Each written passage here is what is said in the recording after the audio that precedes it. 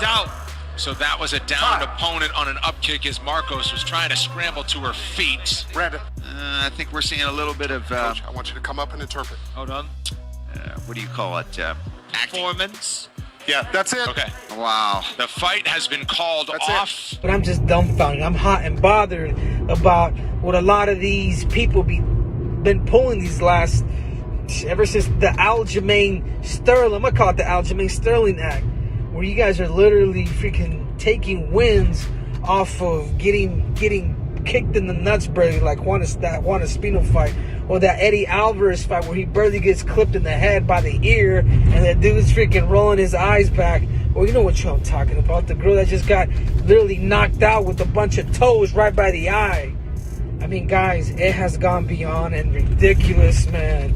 You might as well join the World Cup soccer team, because that's exactly what you guys look like. Anyhow, I'm not even mad at Aljo Lane Sterling for what he pulled, because you know what? He was losing the fight and he happened to make a business decision. He pulled what he had to pull. I can't see, I can't, whatever. I get it. It's for about, but for the rest of you who have followed that trend, I'm gonna tell you right now, man, shame on you guys, because that's not what you trained for. If it was sparring and you got clicked in the chin or in the eye, you'd fight like nothing happened. But if you want to go back and be dramatic about it and do all these acts, man, you guys absolutely suck. Anyhow, I'm pissed, I'm hot, I'm bothered. And if you guys didn't like what I said, to all you Academy Award winners, you guys can all do me a favor and you guys can all bend the knee to King Triple C too. And I'm not talking about you, Jimmy, but I'm going to watch your fight tomorrow, and I'm going to give you my 2 cents. Anyhow, Triple C's out.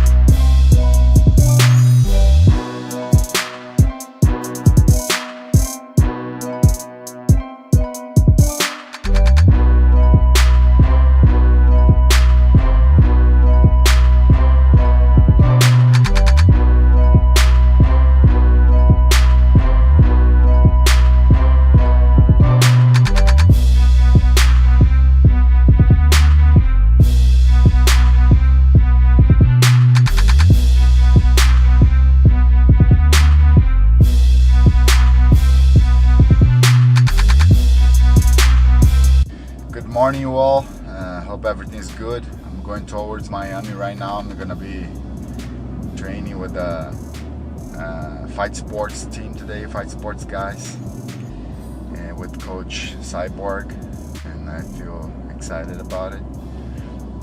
But as you guys know, I took my second shot of the COVID vaccine yesterday, and man, I'm feeling good.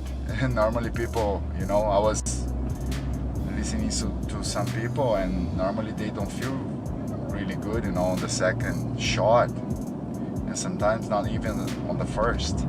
But I'm feeling good, and so good that I'm going to train. And I wish you all a good morning.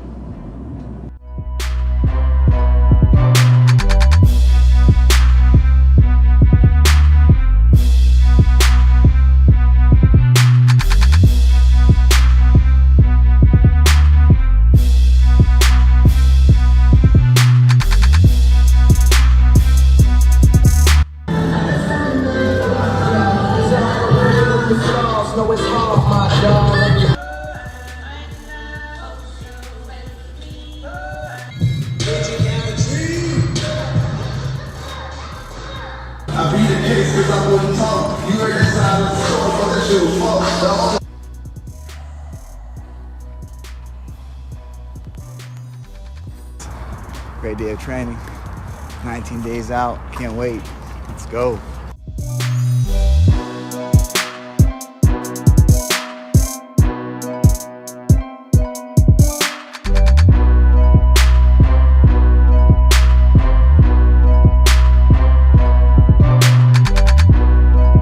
how do we handle this? There is something very weird going on here. I think everyone can admit that. I got to be honest with you. We talk about like World Press Freedom Day. I don't even know if I want to say his coach's name. When I'm being brought up and you don't even want to say my name. I don't do it. How about this? Honestly, I don't even know you. That's my point. That? Because this guy, the last time I had him on my show, no joke, no cap, 30 straight text messages afterwards. And let me tell you, bizarre freaking text messages, threatening text messages. To you? Yes, to me. What? And I'm like, I don't want questions. This guy is. I mean, look. Have you seen him? I've met him. They attacked me. What happened? So tell us. So how are we going to handle this? Are we going to say who we're talking about? I mean, I feel like it's hard. I think it goes without the name, right? Like, so when you let's just say this man's name is Joshua Fabia. He has taken Diego under his wing. He's from the School of Self-Awareness, and ever since. But have you ever met anybody that's less self-aware? I mean, have you ever in your life met somebody that's less self-aware? How about putting out these videos, thinking that it makes them look good in the fighter meetings? Worse. It makes them look 1,000 times worse. Well, what are you thinking, guys? What is going on? Felder goes, what the beep are you talking about? Hey, Felder goes. Felder looked amazing in that. But that's the thing, right? Like, you're in this fighter meeting, and this is Paul Felder. Paul Felder's a fighter. He's not just a broadcaster. You can't attack him in that way. He's going to say something to you. And then, like, Felder's, like, offended. Like, yo, get out. What are you doing? Like, we're here to talk to Diego. But that's the problem. The guy starts to become so important. He wants to be such a massive part of what's going on that he imparts himself in ways that he should not be involved. This guy, and you could tell when it's this guy and not Diego Ariel. The whole thing is him. Bro, after the Diego's fight, like off to the side. After the fight, Diego's like direct messaging me on Instagram. And I'm like, this isn't Diego, right? Mm-hmm. It's not him. Because Diego's always been a sweetheart. Mm-hmm. I don't know what he did to listen, man, from the yes to all the other things that Diego was. And I like the guy. He was always a gentleman. But Diego was always very you could guide him, and when the wrong person gets a hold of a person that has that kind of followers mentality or is a little bit not as strong-willed here, they can really take you down the path. And I feel like that's exactly what's happening with Diego right now. And this guy's a bad guy, man. I'm telling you. The dude is not caring about Diego and Diego's best interests, because it's just so apparent. And I don't even understand what he's doing. Like, from him just cornering Diego alone at one point. Then now Stephan Bonner's there, him and Stephan together, to the way that Diego was fighting with the karate style and like trying to block everything. And then after the fight, that Rio Rancho fight, they talked to me about all the times that Michelle missed him, right? I'm like, but Diego, you're still losing the fight. I actually I was arguing with, I don't believe it was Diego, Josh, on Instagram Messenger about the way that the fight went down. It's crazy. It's very sad. And I want to focus on Diego for a second, because Diego's a legend. He's a Hall of Famer. His career should not, at least in the UFC, should not have ended this way. No. One of the great characters in our sport, and he should have been able to end on good terms. And it's sad to see one of the the pioneers of this sport kind of ruin the relationship that he had with the UFC, because Dana admires him, and that Dana would try his best to treat him well on the way out. I believe that in my heart. And this guy, Joshua Fabia, is trying to use Diego's stature. He found a guy that would let him into his world. And you see him, barge into these meetings. You see him go after the broadcast team. You see him going after media members just to, make his situation better, just to get his name out there, just to fix his own reputation. I don't like this. It's a really disturbing turn of events, the likes of which we have rarely seen in this sport. And I really feel for Diego. And I know that Josh is going to get mad at me, and I know he's going to say this is the media and whatnot. We are just going off, Josh, what you put out there. And we are all very self-aware of this situation and of ourselves. No one would behave this way. No one does behave this way. Let me just say one last thing. When you're a top fighter, DC, you have a coach. The best coaches are the ones like Trevor Whitman who want nothing to do with the limelight, who want to be off to the side. Bob Cook, like Bob Cook. Like you never hear this guy. You never hear. I don't even know Bob's voice, what it sounds like. Yeah. This guy wants to come in and start berating people and tell me, like, get out of here with that nonsense. It's crazy, very bro. sad to see. It breaks my heart to see this. I get this thing from Diego a while back. I said, hey, you understand, I'm a supporter. You're one of my favorite people in the UFC. Call the fights as I see them. I don't know that you're doing the breathing technique, Diego, when he's doing this, like blowing the bubbles. I said, I saw you blowing bubbles. I call the fight as I see it. I thought you made the right decision by not continuing. Come on, Diego.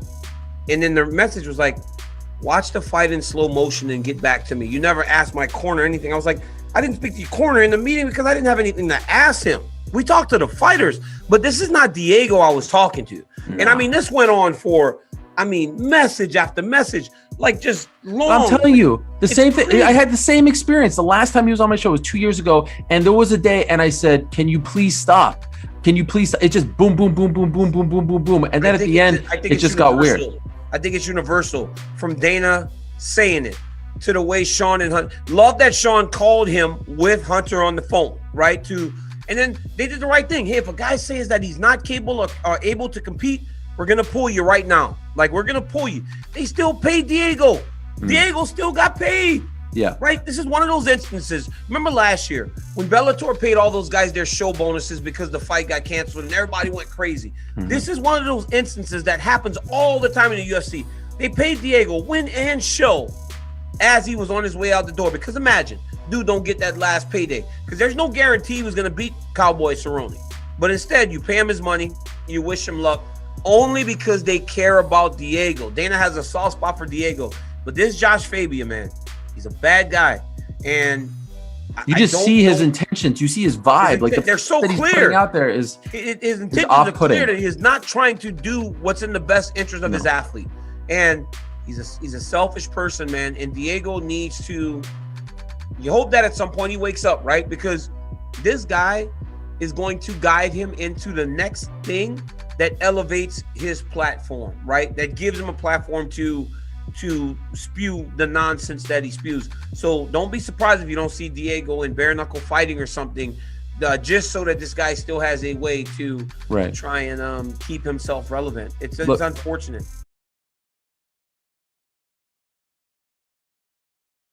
My point is that when I'm being brought up and you don't even want to say my name. I don't do it. How about this? Honestly, I don't even know you.